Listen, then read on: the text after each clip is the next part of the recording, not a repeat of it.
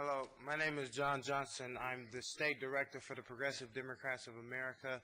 We stand in opposition of the sales tax for more cops. Actually, I just learned that was some interesting information, Chair Sisolak, that you guys had the money and you chose not to spend it on more cops. Now you're coming to the people asking us to raise the sales tax to pay for more cops, but you didn't use the money to pay for it.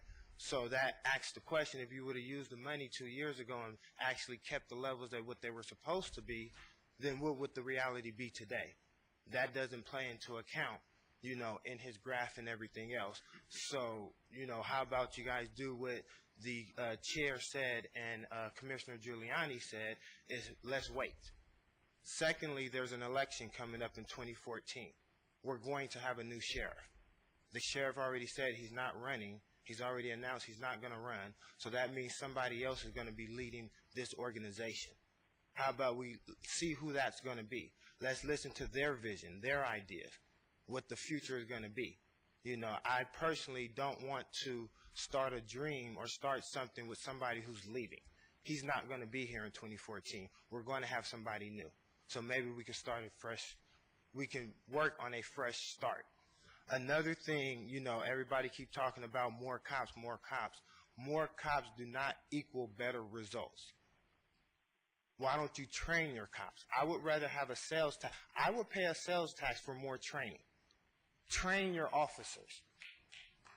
I've got to ask you to please refrain from applauding or catcalling any of the speakers. Train your officers. Teach them how to talk to people with respect and dignity. Stop going into the African American and Latino communities treating us like we're nobodies. When you're pulling us over, talking to us because you have a badge, because you have a gun, that we're beneath you. No. If you start treating people with better respect and like human beings and building a relationship with your community, you would actually need less cops. But when you have more cops who just go and pull out their gun and shoot for no reason because they're scared or they're untrained, that's not a recipe for success. And now you're going to put 200 more officers on the street, untrained? I'm not talking about training them how to shoot. We all know they shoot well. They shoot real well. But they don't know how to talk to people. They don't know customer service. They don't know about the communities in which they are policing.